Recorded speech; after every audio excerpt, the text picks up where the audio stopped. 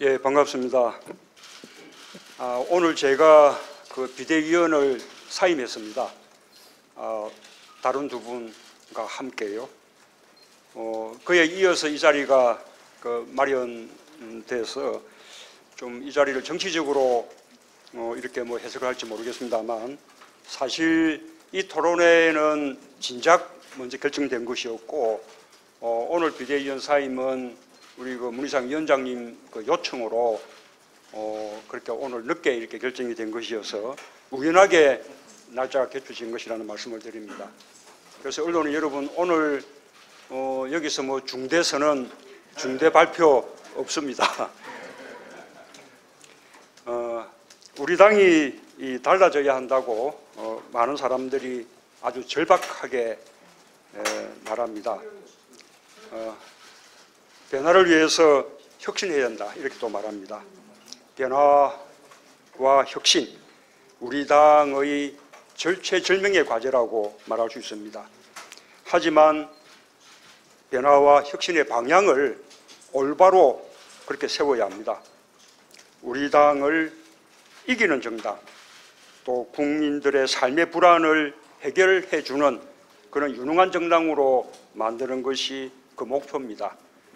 그 구체적인 방안으로 혁신을 논의해야 합니다. 그래서 오늘 토론의 주제가 이기는 정당, 유능한 정당으로 가는 혁신입니다. 한국 정치사에서 우리 당은 늘 새로운 길을 개척을 해왔습니다. 군부 독재를 무너뜨리고 민주주의를 지켜냈습니다.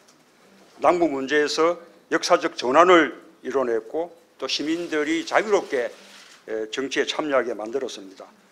우리 당의 지도자들과 당원들은 용감했고, 또 희생을 감수해 가면서 변화를 실천했습니다.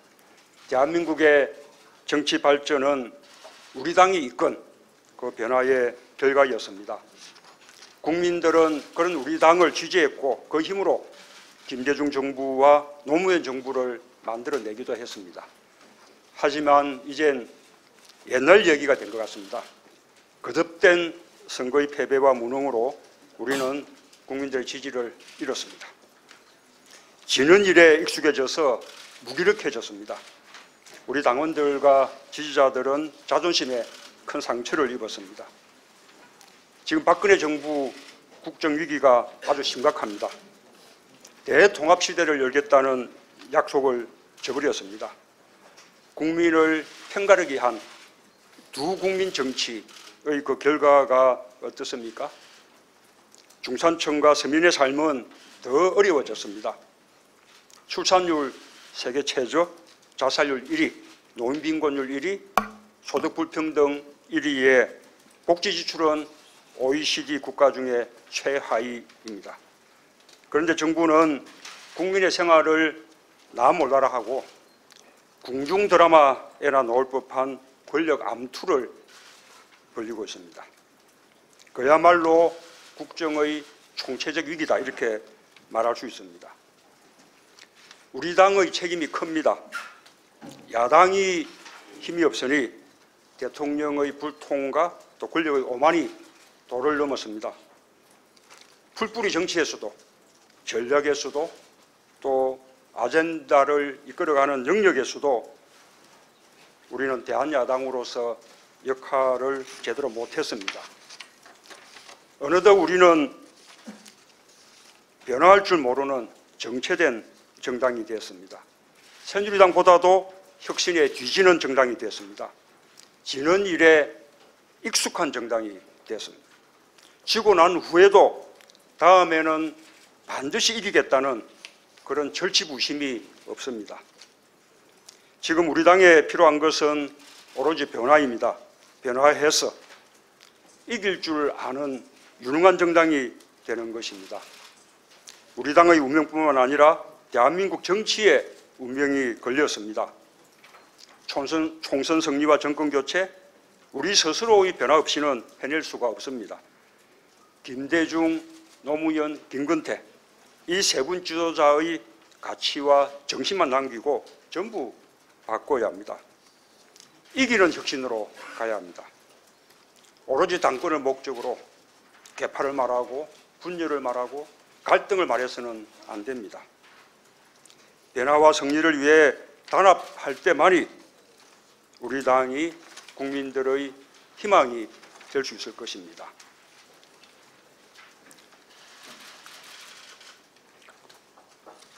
우리 당 혁신의 첫째 과제는 공천 혁신입니다.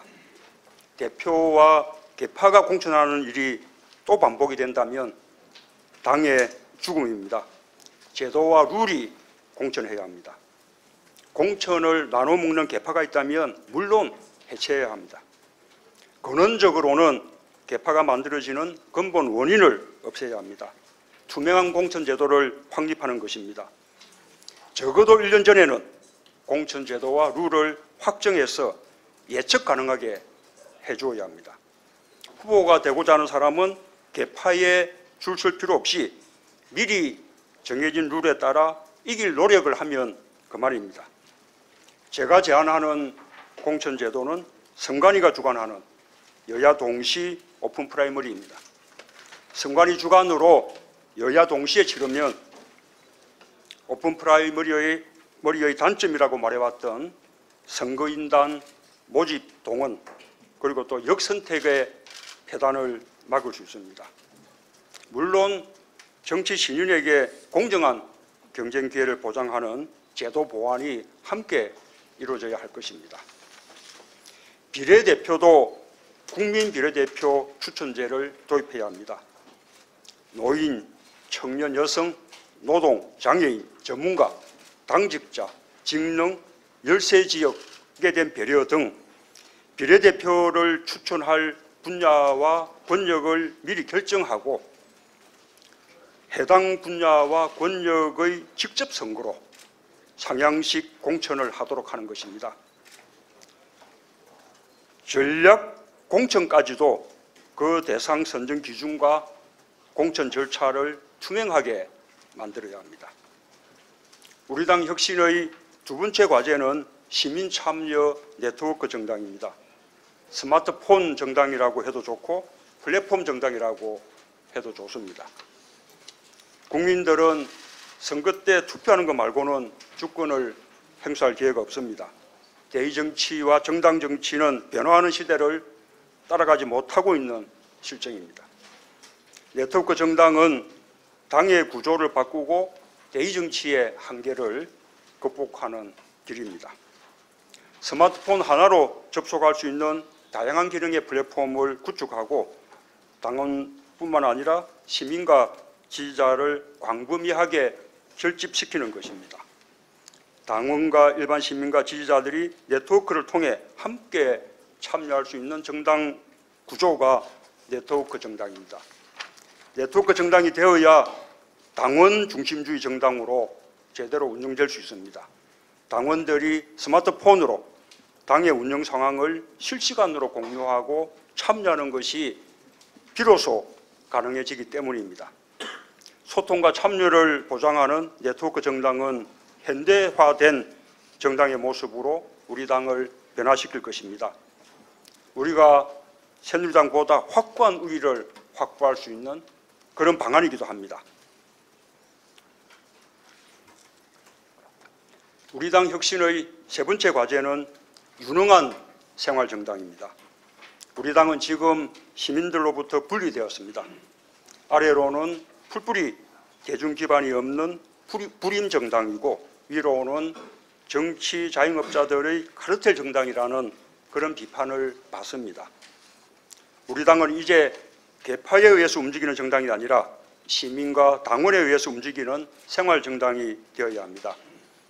생활정당은 보통 사람의 관점에서 세상을 보고 또 대변하는 정당입니다. 보통 사람의 삶의 문제를 해결하는 정당입니다. 출산, 보육, 교육, 일자리, 주거, 노후까지 전 생애에 걸친 생활을 책임지는 정당입니다. 시민의 삶을 외면한 정당은 이길 수가 없습니다. 지금 대한민국의 정치와 정당에는 시민의 삶이 없습니다. 시민이 자기 생활의 실질적인 주권자가 되는 그런 생활민주주의야말로 시민이 요구하는 새로운 민주주의입니다. 우리 당 혁신의 네 번째 과제는 중앙당에 집중된 권한을 시도당과 각종 위원회로 분권하는 것입니다. 사람과 돈, 권한, 정책 기능까지 모든 것이 포함됩니다. 미국 민주당은 두 번 대선에서 패배한 뒤에 50개 주 분권 전략을 통해 오바마 당선의 토대를 만들었습니다. 특히 재정의 분산은 주 정당들을 튼튼하게 살리는 데 큰 역할을 했습니다. 분권 정당이 돼야 영남 또 강원도 같은 원외 지역에서도 우리 당의 존재감이 생겨나고 지지가 확대될 것입니다. 분권 정당이 돼야 지역에 뿌리 내린 풀뿌리 정당이 됩니다. 그리고 그것이 곧 전국 정당의 기반입니다. 그동안 우리는 혁신에 대해서 많은 의견을 나누었습니다. 약속도 여러 번 했습니다. 이제는 실천입니다. 계파와 기득권에 연연하면 못합니다. 지역주의로 우리 스스로를 축소시키면 못합니다. 과거 우리 당이 새로운 길을 개척했듯 용기를 갖고 변화를 받아들여야 할 수 있는 일입니다. 혁신을 실천하면 정당이 바뀝니다. 정당이 바뀌면 정치가 바뀌고 또 정권이 바뀝니다. 그래야 기회가 평등하고 과정이 공정하고 결과가 정의로운 세상을 만들 수가 있습니다. 우리는 늘 새로운 길을 개척해 왔습니다. 안주하지 않았습니다. 우리 당을 수리하는 데 그치지 않고 신제품으로 만들어야 합니다. 그래야만 이길 줄 아는 정당이 될 수 있을 것입니다. 여러분 고맙습니다.